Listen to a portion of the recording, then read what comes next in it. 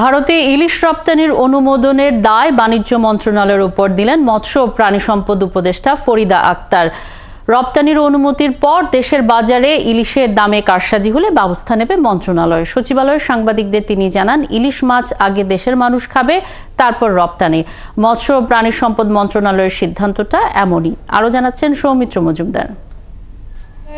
আধুনিক নতুন সরকারের মৎস্য ও প্রাণী সম্পদ মন্ত্রণালয়ের দায়িত্ব নেই উপদেষ্টা ফরিদা আক্তার ভারতে ইলিশ রপ্তানি নিয়ে কঠোর বার্তা দিয়ে জানিয়েছিলেন, ইলিশ রপ্তানি হবে, দেশের মানুষ ইলিশ পাবে না, এমনটা হবে না। ইলিশ মাছটা একটা বিশেষ মাছ, যেটা একমাত্র বাংলাদেশে, এবং সেটার দামটা অহেতুকভাবে বাড়ানো কোনো মতে যুক্তিসঙ্গত না, এবং দেশের মানুষকে না খাইয়ে বাইরে পাঠানো আমি কোনো মতে অ্যাপ্রুভ করি না। তবে দুর্গাপূজা সামনে রেখে গেল শুক্রবার অনেকটা নাটকীয়ভাবেই ভারতে ৩,০০০ মেট্রিক টন ইলিশ রপ্তানির অনুমোদন দিয়েছে বাণিজ্য মন্ত্রণালয়।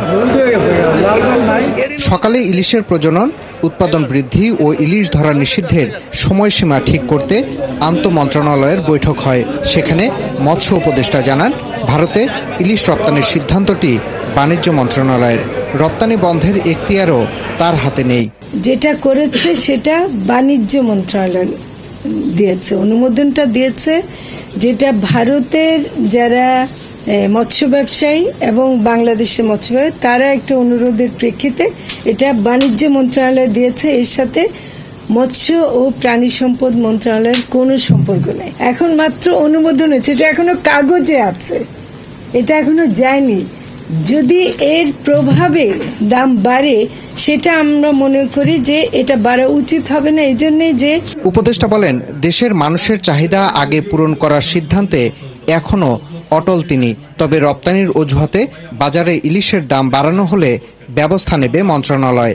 আমাদের এখনো সেই কমিটমেন্টটা আগের মতোই আছে যে আমরা বাংলাদেশের মানুষের জন্য ইলিশ যেন প্রাপ্যতা নিশ্চিত করতে পারি, এবং একটা দাম, যেটা আপনারা বলছেন যে দাম বেড়ে গেছে ইমিডিয়েটলি, যদি এর প্রভাবে দাম বাড়ে, সেটা আমরা মনে করি যে এটা বাড়া উচিত হবে না। আন্তঃমন্ত্রণালয়ের সভায় 13 অক্টোবর থেকে 3রা নভেম্বর পর্যন্ত ইলিশ ধরা বন্ধ রাখার সিদ্ধান্ত নেওয়া হয়। সৌমিত্র মজুমদার, 71, ঢাকা। ইলিশ রপ্তানির আরো খবর নিয়ে আমাদের সাথে সচিবালয় থেকে যুক্ত আছেন সহকর্মী সৌমিত্র মজুমদার। সৌমিত্র, ইলিশ রপ্তানি না করার সিদ্ধান্ত থেকে সরে এসে কেন আবারও এই সিদ্ধান্ত নেওয়া হলো, এবং বাণিজ্য মন্ত্রণালয়ের এই সিদ্ধান্ত নিয়ে আর কি মন্ত্রণালয়ের উপদেষ্টা?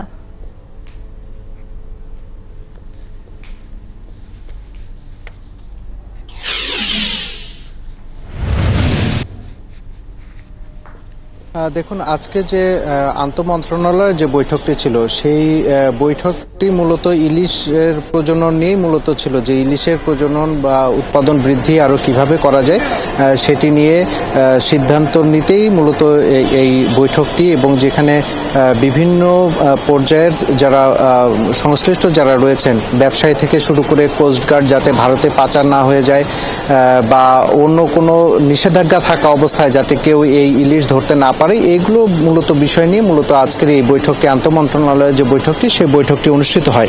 কিন্তু মূলত সাংবাদিকদের যে আগ্রহের যে জায়গাটি ছিল, যে যেহেতু এই সরকারের মৎস্য এবং প্রাণী সম্পদ মন্ত্রণালয়ের দায়িত্ব নেওয়ার পরপরই উপদেষ্টা তিনি জানিয়েছিলেন যে কোনোভাবেই তিনি ভারতে ইলিশ যাতে রপ্তানি না হয় সেই ব্যাপারে তার একটি অঙ্গীকার ছিল। কিন্তু সেই জায়গা থেকে যখন বাণিজ্য মন্ত্রণালয় গতকালকে অনুমোদন দেয়, সেটি নিয়ে মূলত জানার আগ্রহ ছিল, এবং সেখানে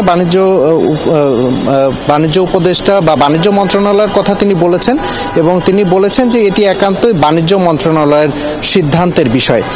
তবে তিনি বলেছেন যে মৎস্য এবং প্রাণী সম্পদ মন্ত্রণালয় এটি কিছু জানে না। তবে আমার হাতে যে অনুমোদনের যে কপিটি রয়েছে, যেটি বলা হচ্ছে বাণিজ্য মন্ত্রণালয়ের রপ্তানি 2 শাখা থেকে যেটি অনুমোদন দেওয়া হয়েছে, সেখানে মৎস্য এবং প্রাণী সম্পদ মন্ত্রণালয়ের যে সচিব তাকেও কিন্তু এখানে একটি অনুলিপি দেওয়া হয়েছে এবং গতকালকে মূলত এই অনুমোদনটি দেওয়া হয়েছে এবং এখানে উপদেষ্টা তিনি একই কথা বারবার করে বলেছেন যে এটি নিয়ে আসলে বেশি কথা বলার সুযোগ নেই, কারণ এটি একটি সরকারি সিদ্ধান্ত, এটি তার মন্ত্রণালয়ের যে সিদ্ধান্ত, আগের যে সিদ্ধান্ত সেই সিদ্ধান্তে তিনি এখনো পর্যন্ত অটল রয়েছেন। তবে এটি নিয়ে যে রপ্তানি বন্ধের কোনো উদ্যোগ নেওয়া হবে কিনা সেটি নিয়ে কিন্তু তিনি বলেছেন যে এটি তার দায়িত্ব নয় এবং তিনি তার মন্ত্রণালয়ের পক্ষ থেকে এই বিষয় নিয়ে কোনো রপ্তানি বন্ধ, ইলিশ রপ্তানি বা ইলিশের দুর্গাপূজাকে সামনে রেখে একটি বিশেষ উৎসব, সেই উৎসবে যদিও এই উৎসবের সাথে এই ইলিশ মাছের কোনো সংযোগ নেই, তারপরেও যেহেতু বিশেষ অনুষ্ঠান সেই হিসাবে ইলিশের একটি চাহিদা বরাবরই থাকে এবং পশ্চিমবঙ্গের বাসিন্দারাও সেই দাবিটি করেছিলেন, যার প্রেক্ষিতেই সরকার বাণিজ্য মন্ত্রণালয় এই অনুমোদনটি দিয়েছে। তবে এটি রপ্তানি বন্ধের জন্য তার পক্ষ থেকে কোনো উদ্যোগ নেওয়া হবে না বলেও তিনি পরিষ্কার করে জানিয়ে দিয়েছেন। ধন্যবাদ সৌমিত্র, সঙ্গেই থাকবেন। সৌমিত্র মজুমদার সচিবালয় থেকে যুক্ত ছিলেন আমাদের সঙ্গে।